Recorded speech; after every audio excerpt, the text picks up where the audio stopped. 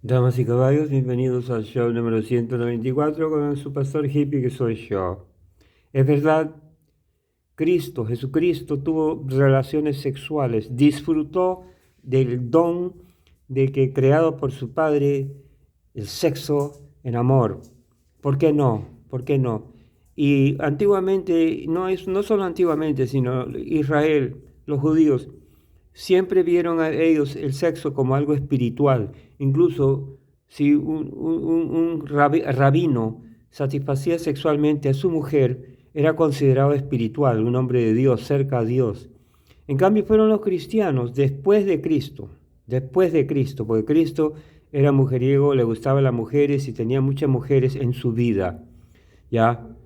Pero después de Cristo, los cristianos, guiados por el fariseo apóstol Pablo, y después siguió Pedro con la misma doctrina falsa de que el sexo es malo, es satánico. ¿Qué tal lisura? ¿Qué tal mentira?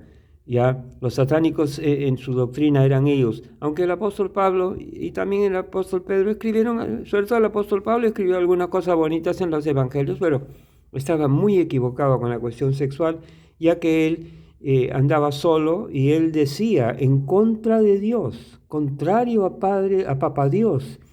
Papa Dios en Génesis 2 dijo, no es bueno que el hombre esté solo, le haré una mujer. Eso dijo Papa Dios en Génesis 2. En cambio, el apóstol Pablo dijo, es mejor que el hombre no tenga mujer para que pueda dedicarse a las cosas de Dios y sin interferencia o distracción del sexo o de una mujer. Incluso el apóstol Pablo dijo que las mujeres no eran iguales que los hombres, que deberían de ir a la casa de Dios usando un velo en vergüenza, porque Eva engañó a Adán, ¿ya? Y que la mujer tampoco tenía el derecho de hablar, de comentar en la casa de Dios, en la congregación. Si tenía algún comentario, que se lo diga en privado a su marido cuando llegaran a su casa. Pero que también él dijo, recalco, de que era mejor que el hombre no tenga mujer para dedicarse a las cosas de Dios. Y de ahí salió toda esa cuestión de la Iglesia Católica, que las monjas y los padres que se abstenían del sexo, eran abstemios del sexo, no tenían sexo, porque pensaban que eso los hacía más espirituales, más cerca a Dios. Al contrario, mis amigos y amigas, los alejaba de Dios y por eso también sucedieron a través de la historia muchas cosas raras detrás del escenario, en el closet, abusos sexuales contra niños de parte de sacerdotes. Después sabemos de todo de la pachanga que estaban cometiendo en los conventos y fetos enterrados. Eso es un crimen, eso es un delito, eso es un pecado, eso es diabólico. Enterrar fetos y esconder tus relaciones sexuales que tenían ellos a escondidas, porque supuestamente el sexo era pecado, era malo, pero no podían resistirse.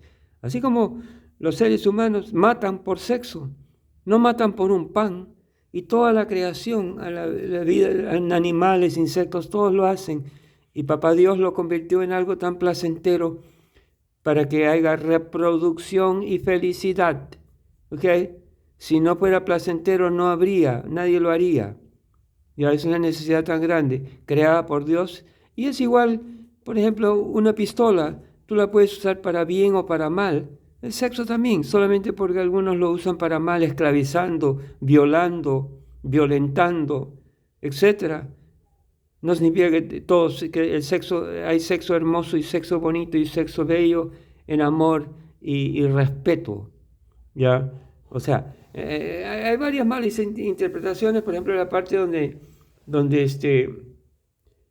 Cristo dice que en Mateo capítulo 5, de que el que comete adulterio, o sea, el que piensa, el que mira a una mujer deseándola, ya cometió adulterio en su corazón.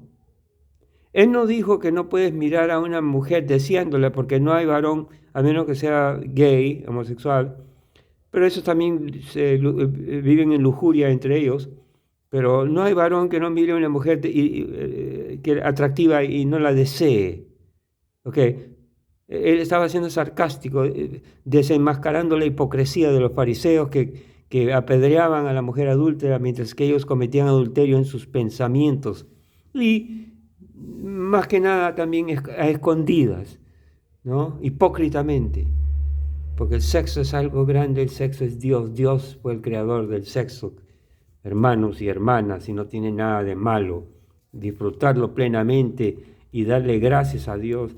Y sabemos tantas mujeres que seguían a Cristo pero trataron ellos de tapar eso, de barrerlo debajo de la alfombra y hacer parecer que era un club de varones. Incluso la Santa Trinidad, hacen parecer que la Santa Trinidad eran 3 varones, Padre, Hijo, Espíritu Santo, y todos machos. 3 penes gobernando el universo, por favor. O sea, si sabemos y se ve clara y evidentemente que el Espíritu Santo es mujer, es femenina, es la diosa, la contraparte de Dios femenina, es el Espíritu Santo. Entonces es Padre, Hijo y Madre. El Espíritu Santo es la madre del universo. Pero eso también lo quisieron tapar en su machismo. ¿Ves? Entonces, ¿por qué? Allá tú. Entonces, no, o sea que Padre, Hijo y Espíritu Santo, el Espíritu Santo es mujer, es la diosa del universo. ¿Y por qué crees que en Génesis capítulo 2, si no me equivoco, el versículo 26, Dios, cuando está creando al ser humano, Dios está hablando con alguien? En Génesis 2, 26, si no me equivoco, o Génesis 1, 26, prueba cualquiera de los dos. Y ahí está Dios hablando en plural. Hagamos al hombre, o sea, al ser humano, hagamos al hombre, o sea, a la raza humana, hagamos al hombre a nuestra imagen, varón y hembra los creó. A nuestra imagen, varón y hembra los creó. O sea que Dios también es parte mujer. La Santa Trinidad es papá, mamá e hijo. Ahí va también para las mujeres feministas. Dios y tienen toda la razón de serlo cuando los machistas que dominaban la iglesia quisieron hacer como que la mujer era menos y el hombre era más, que el hombre era más cerca a Dios y que la mujer era solamente, qué sé yo, para la gloria del hombre, y el hombre era para la gloria de Dios. O sea, una injusticia. Pero en cambio Cristo era defensor de las mujeres. ¿Cómo defendió a la mujer adúltera delante de esos hipócritas fariseos que la quisieron apedrear? Dijo: el que no tiene pecado, que tire la primera piedra. Si tú vas al supermercado, no al subte, sino al super, y ves un lomo, un bife ahí, así como de 3 o 4 pulgadas, jugoso, y lo miras, lo deseas. Ahí está el primer pecado. Lo miraste y lo deseaste, lujuriaste. Y luego, para colmo, lo compras y vas a tu casa y te lo comes. 2 pecados en una acción. O sea, qué ridículo, ¿no? Entonces, hay que hacer las cosas con amor, como decía Jesucristo. Así que, hermanos y hermanas, solo yo quería aclarar ese punto que siempre ha sido, digamos, un error, una equivocación. Y ahora me lanzo a decir: ay, Betania, qué grande eres, Betania. ¿Por qué Cristo iba mucho a Betania? Porque tenía una mujer en especial. María Magdalena era una mujer que lo mantenía porque tenía dinero, era una madame de la cual él hizo un exorcismo y le sacó varios demonios. Pero la María especial para mí era la hermana de Marta y la hermana de Lázaro, que vivían en Betania. Cuando Jesucristo maldijo a la higuera, había venido de pasar la noche en Betania, un mal momento con su pareja. Y Cristo sí resucitó de los muertos, sabemos, porque tenía ese poder, pero se levantó en carne y hueso, no en espíritu, en carne.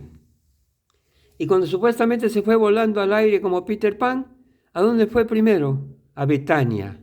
Y supuestamente en las afueras de Betania, los apóstoles dijeron que cuando los soldados romanos vinieron, dijeron: no, se fue volando en una nube. Lo vimos, somos testigos oculares. Claro que sí. No, fue a recoger a María y se fueron en exilio, después de habiendo cumplido su misión, resucitado de los muertos, habiendo extendido su mano para que también nosotros seamos hijos de Dios. Te quiero